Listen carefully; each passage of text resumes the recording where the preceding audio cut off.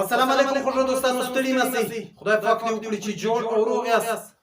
خوږو دوستانو، ما تاسو ته یو ورځ دوې دمخه هم د سویلي پښتونخوا د چمن د سیمې د ځوان تان او تکړه شاعر ذوالقرنین باچا یو دوه کلامه تاسو ته ویلي وو، خو چونکې هغه کتاب نوی دی، اول خو ما په تېره ویډیو کې هم ویلي وو د زړه له کومې ذوالقرنین باچا ته د دې نوي کتاب چې نوم یې دی د خزانو وطن کې سوال ټولوم پر چاپ کېدو مبارکي وایم، تبریکي وایم.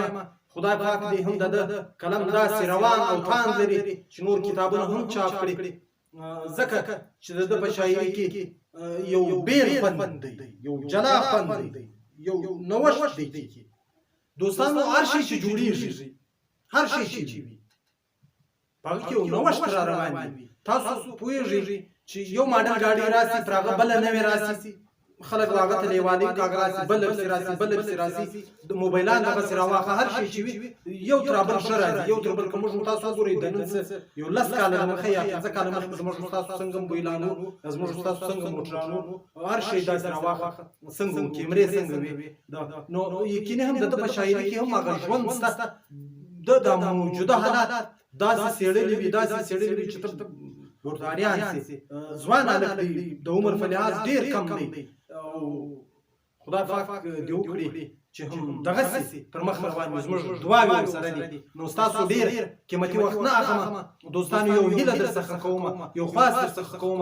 موږ چې هره ویډیو جوړوو، په دې هیله یې جوړوو، په دې امید یې جوړوو چې دا به دوستان وګوري، او پر هره ویډیو باندې خدای سته چې موږ ډېر زحمت کاږو، ډېره خواري په کاږو. نو دوستانو، چې تاسو زموږ ویډیو ونه ګورئ، موږ چې هلته ویورز ګورو، موږ ته معلومېږي چې څو کسانو کتلې ده، چې موږ په دومره 2-3 غنټې باندې یوه ویډیو جوړه کړو، هغه 15 یا 20 یا 30 کسانو ګوري. په زراو ملګري کې زما تر 1000 زیات سبسکرایبر دي، په دومره ملګرو کې 15 یا 20 کسانو ګوري. نو خدای سته چې بیا موږ ناهیلې کړي، موږ ناامیده کړي. دوستانو، زموږ ویډیو ګوري، او زموږ که نوي ملګري د نوو ملګرو مخ ته زما ویډیو راغلي، نو هیله در څخه کوم چې موږ وخت پر وخت داسې پښتو شعرونه پورته کوو د مختلف شاعرانو.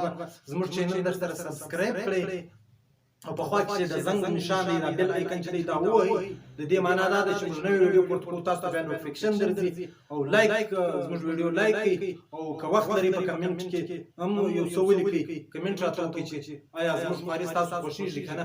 نو دوستانو، ستاسو نور ډېر قیمتي وخت نه اخلم، راځم د ذوالقرنین باچا د شعر خواته. زما انتظار او ستا لوظونه دي په اور پسې شي، دا بې معنا محبتونه دي په اور پسې شي. زما انتظار او ستا لوظونه دي په اور پسې شي، دا بې معنا محبتونه دي په اور پسې شي. د غلامۍ فضایل وایي او چې ستایي اغیار، د غلامۍ فضایل وایي او چې ستایي اغیار، دا کلمونه کتابونه دي په اور پسې شي. زما پوره محل اوار شو او ته لوښي غواړې، زما پوره محل اوار شو او ته لوښي غواړې، چې یار مې بایلو یادګارونه دي په اور پسې شي. د سوال یاري ده، سوال خواړه بې نیټې وژني انسان، د سوال یاري ده، سوال خواړه بې نیټې وژني انسان.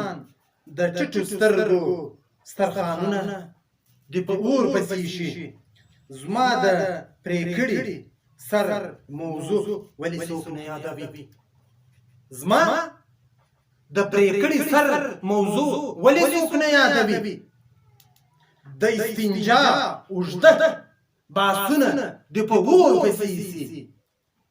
زما د پرې کړي سر موضوع ولې څوک نه یادوي. د استنجا اوږده باسونه دی په اور پسې شي.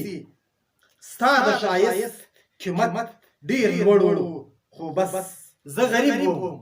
ستا د ښایست قیمت ډېر لوړ و، خو بس زه غریب وم. یاره د دواړو قسمتونه دې په اور پسې شي. ستا د ښایست قیمت ډېر لوړ و، خو بس زه غریب وم. یاره د دواړو قسمتونه دې په اور پسې شي. چې د ظالم او د مظلوم توپیر کولای نشي چې د ظالم او د مظلوم توپیر کولای نشي ذوالقرنین وایم دا سرونه دی په اور پسې شي او زما انتظار او ستا لوزونه دی په اور پسې شي زما انتظار او ستا لوزونه دی په اور پسې شي دا بېمانا محبتونه دی په اور پسې شي او چې د ظالم او د مظلوم توپیر کولای نشي چې د ظالم او د مظلوم توپیر کولای نشي ذوالقرنین وایم دا سرونه دی په اور پسې شي دوستانو تر راتلونکي ویډیو مې پر لوی او بخښونکي خدای سپارم په مخه ژوندي اوسئ کور مو